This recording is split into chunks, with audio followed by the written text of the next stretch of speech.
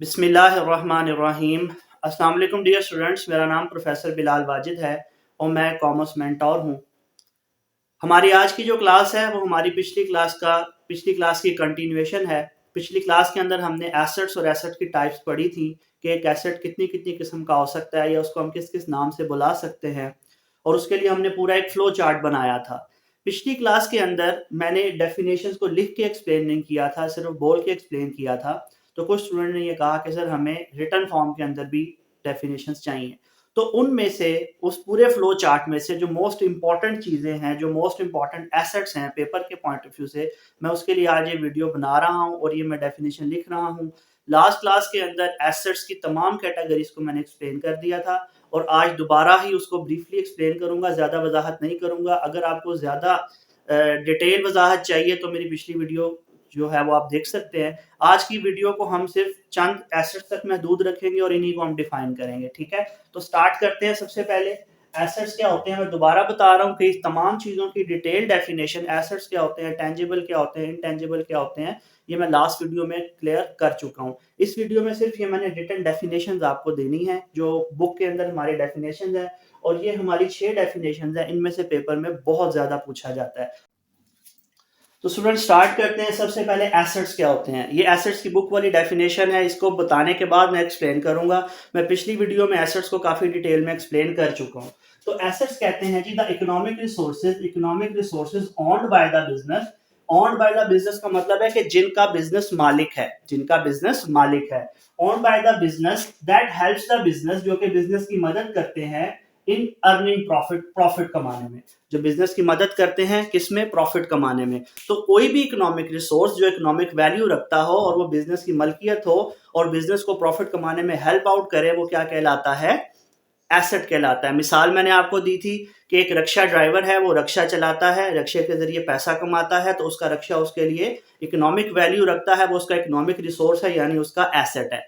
इसी तरह एक आदमी जो है वो ऊबर पे गाड़ी चलाता है, तो उसकी जो गाड़ी है वो उसका इकोनॉमिक रिसोर्स है, वो उसका एसेट है। एक परचून वाला है, उसकी दुकान में जितना सामान पड़ा हुआ है जिसको वो बेचने के लिए लाता है, उसके जो काउंटर है, उसके जो वहां पे फ्रिज पड़े हुए हैं बोतलें ठंडी करने के लिए, वो सारे के सारे उसके इकोनॉमिक रिसोर्सेज हैं। उन सबको यूज करके वो बिजनेस से प्रॉफिट कमाता है, बिजनेस करता है और प्रॉफिट कमाता है, तो ये सब उसके एसेट्स कहलाएंगे। यानी हर वो चीज जो बिजनेस के अंदर हम लाते हैं, उसके जरिए हम बिजनेस करते हैं और प्रॉफिट कमाते हैं, तो वो उसका क्या कहलाती है, एसेट। जी बिल्कुल, एक रेडी वाले के लिए उसकी रेडी उसका एसेट है। शाबाश। चल, उसके बाद एसेट की कैटेगरी है करंट एसेट्स।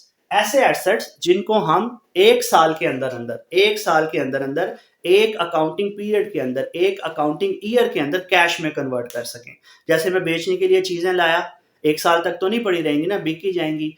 चीजें लाया, वो बिकी, डेटर बने, डेटर से पैसे आ गए, वो मेरे कैश में कन्वर्ट हो गई। देखें, हम अगर कोई गुड्स बेचते हैं या सर्विसेज बेचते हैं तो अल्टीमेटली उसके बदले हमें कैश मिलता है। क्या मिलता है, कैश मिलता है। तो ऐसे एसेट्स जो एक साल के अंदर अंदर कैश में कन्वर्ट हो जाए, उसे हम क्या कहते हैं, करंट एसेट्स कहते हैं। तो करंट एसेट्स की डेफिनेशन है assets that can be converted into cash with in one accounting year.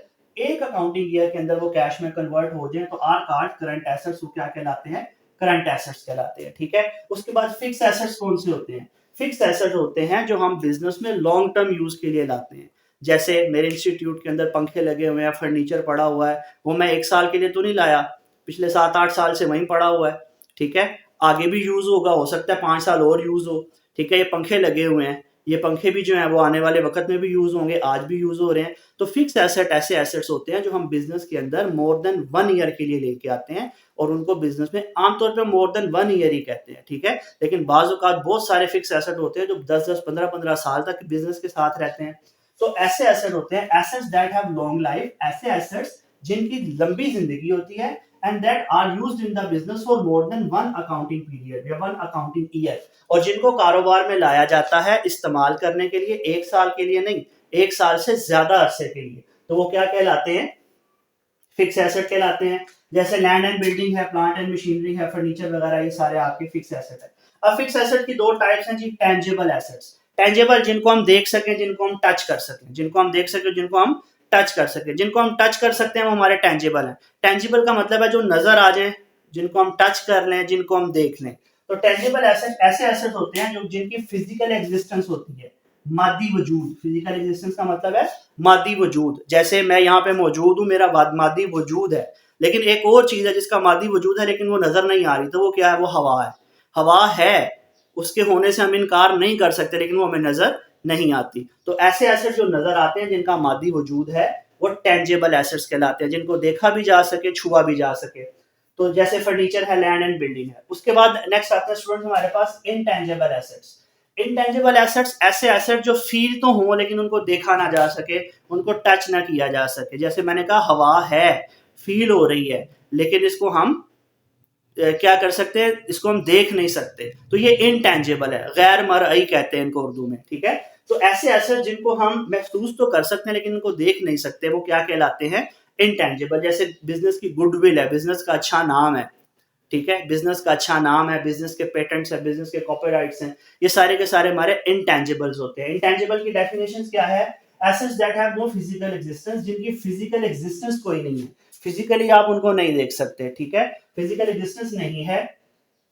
And can not be seen, इनको देखा नहीं जा सकता लेकिन फील किया जा सकता है, सच एज हमारे पेटेंट हैं, कॉपीराइट्स हैं। और उसके बाद वेस्टिंग एसेट्स। वेस्टिंग एसेट्स के बारे में मैंने आपको लास्ट क्लास में भी बताया था कि सब सब के सब एसेट्स वेस्टिंग होते हैं क्योंकि वो बिजनेस के अंदर यूज हो रहे हैं। लेकिन यहाँ पे वेस्टिंग एसेट्स की जो टर्म है ना, ये हम स्पेसिफिकली यूज करते हैं हमारे नेचुरल रिसोर्सेज के लिए, ठीक है। तो जैसे नेचुरल रिसोर्सेज में हमारा कोयले की कान है, कोयले की कान में से सारा कोयला निकाल लिया, खत्म हो गई, वो डिप्लीट हो गई, खत्म हो गई। इसी तरह नमक की कान में से नमक निकाल लिया, तेल के कुएं में से तेल निकाले, जंगल से लकड़ी निकाल ली, तो ये सारे के सारे हमारे नेचुरल रिसोर्सेज वेस्टिंग एसेट्स में आते हैं। तो इसकी डेफिनेशन पढ़ते हैं। एसेट्स दैट एग्जॉस्ट कंप्लीटली, बिल्कुल खत्म हो जाते हैं, एग्जॉस्ट हो जाते हैं, बिल्कुल खत्म हो जाते हैं यूज करने की वजह से, तो वो क्या कहलाते हैं? और इनकी जो मार्केट वैल्यू, इनकी कोई रेजिजुअल वैल्यू नहीं होती, इनकी कोई रेजिजुअल वैल्यू नहीं होती, ये क्या कहलाते हैं? वेस्टिंग एसेट्स कहलाते हैं। जैसे माइंस हैं, इसके अलावा फॉरेस्ट हैं, फॉरेस्ट के अलावा हमारे पास तेल और गैस के कुएं वगैरह वगैरह, ठीक है।